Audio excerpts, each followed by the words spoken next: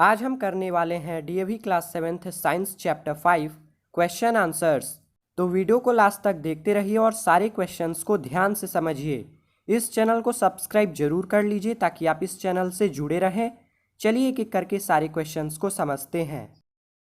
A filling in the blanks. Number 1, heat is a form of dash. तो heat एक प्रकार का energy है, तो इसका आंसर होगा energy. Number 2, the range of clinical thermometer is from dash degree Celsius to dash degree Celsius.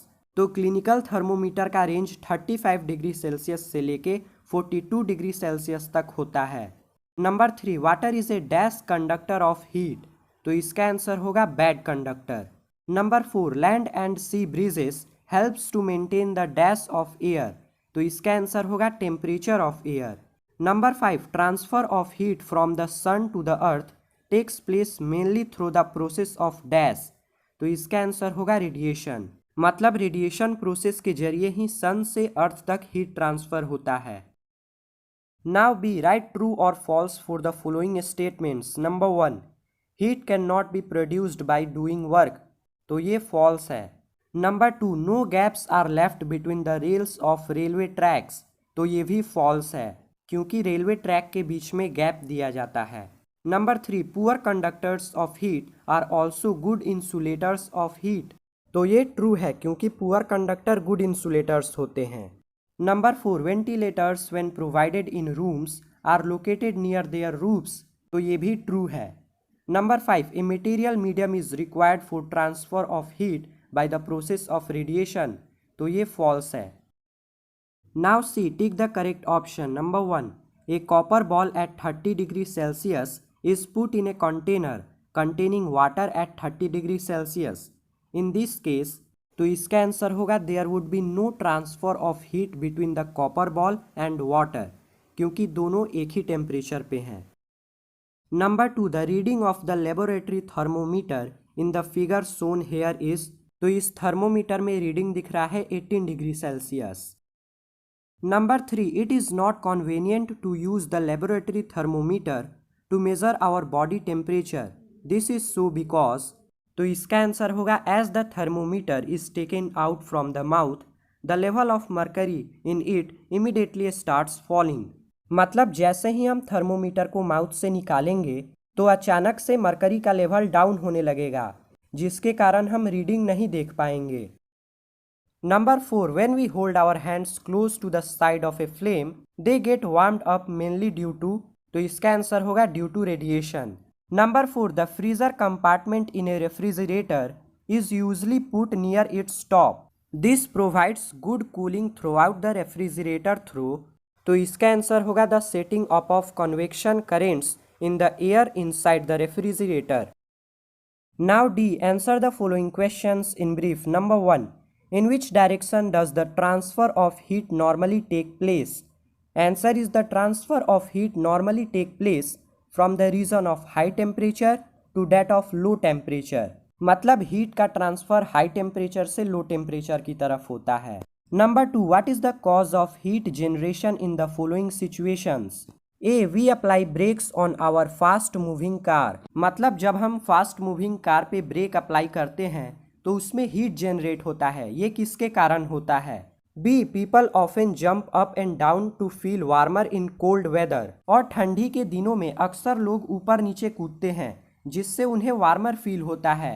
ऐसा क्यों होता है। तो इसका आंसर होगा A, frictional force and B, increase of blood circulation rate. Number 3, state 2 types of physical changes that may take place when a substance is heated. Answer is the 2 types of physical changes that may take place when a substance is heated is change in state and change in temperature. Number 4, in what ways does a clinical thermometer differ from an ordinary thermometer? Answer is clinical thermometer. It is used to measure body temperature and it ranges from 35 degrees Celsius to 42 degrees Celsius.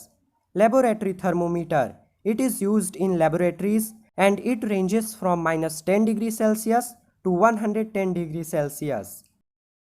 Number 5, state the mode or different modes of heat transfer in the following situations.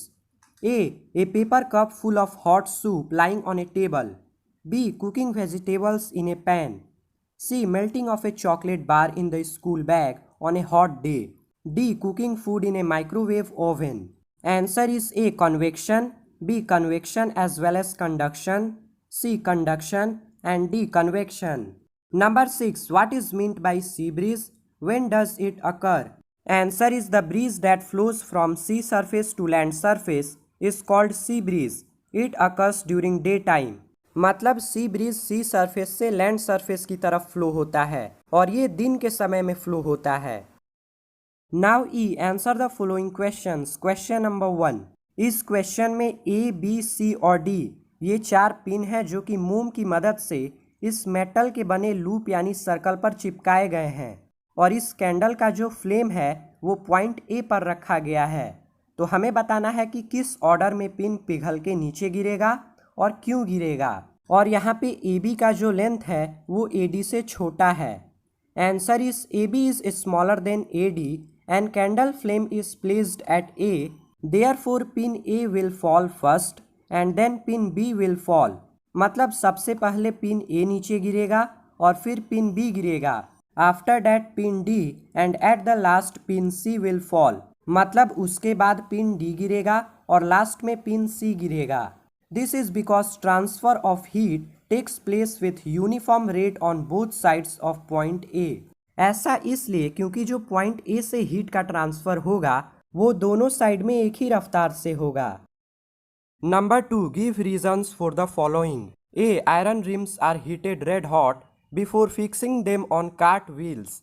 मतलब iron rim को wheel पे fix करने से पहले क्यों गर्म किया जाता है। Answer is A. Iron rim is heated red hot before fixing them on cart wheel because when this rim is heated it expands and slips on the wheel easily. When it is cooled, it contracts and grips the wheel firmly. मतलब iron के rim को जब गर्म किया जाता है तो वो एक्सपेंड होता है, मतलब बढ़ता है, जिसके जरिए वो आसानी से चक्कू पर स्लिप करके बैठ जाता है और जैसे ही वो ठंडा होता है वो सिकुड़ जाता है और मजबूती से व्हील में फिट हो जाता है। B. A clinical thermometer has a slight bend और kink in its capillary tube. Answer is B. A clinical thermometer has a slight bend or kink in its capillary tube because this kink helps to maintain the level of mercury that rise due to temperature so that reading can taken conveniently. C. A new quilt is warmer than an old one. मतलब एक नई रजाई पुरानी वाली से गर्म होती है। ऐसा क्यों होता है। Answer is C. A quilts make use of bad conductivity of air. It traps a layer of air between themselves and does not allow our body heat to escape out easily. Such trapping of air is much better in new quilts. So new quilt is warmer than an old one. मतलब नई रजाई में air trapping अच्छा होता है जिसके जरिए हमारे बॉडी का हीट रजाई से बाहर नहीं निकल पाता, इसीलिए नई रजाई गर्म होती है। D. A brass tumber feels much cooler than a wooden tray on a chilly day. Answer is D. Brass is a good conductor of heat. When we touch it, heat is conducted from the body to the brass tumber easily, and temperature of our body reduces. On the other hand, wood is a poor conductor of heat, and very little heat is transferred to the wooden tray. Thus, when we touch it, we don't feel cooler. E. The bottoms of cooking utensils are often kept black. Answer is E. The bottoms of cooking utensils are often black. This enables the utensils to better absorb the heat of the flame. Number 3. इस question में हमें बताना है कि अक्षित को गर्मी के दिन में व्हाइट फैब्रिक से बना टेंट चुनना चाहिए या ब्लैक फैब्रिक से, और क्या जो वो टेंट चुनेगा वही टेंट ठंडी के दिन में भी चुनना चाहिए। Answer is Akshit should prefer tent made with white fabric because it will absorb less amount of heat energy. No, during winter Akshit should prefer tent made with black fabric because it will absorb more heat energy and keeps warmer. मतलब गर्मी के दिन में अक्षित को white fabric से बना tent को prefer करना चाहिए क्योंकि ये कम से कम हीट एनर्जी को एब्जॉर्ब करता है, और ठंडी के दिन में अक्षित को ब्लैक फैब्रिक से बना टेंट प्रीफर करना चाहिए क्योंकि ये ज़्यादा से ज़्यादा हीट को एब्जॉर्ब करता है जिसके जरिए वो गर्म महसूस करेगा।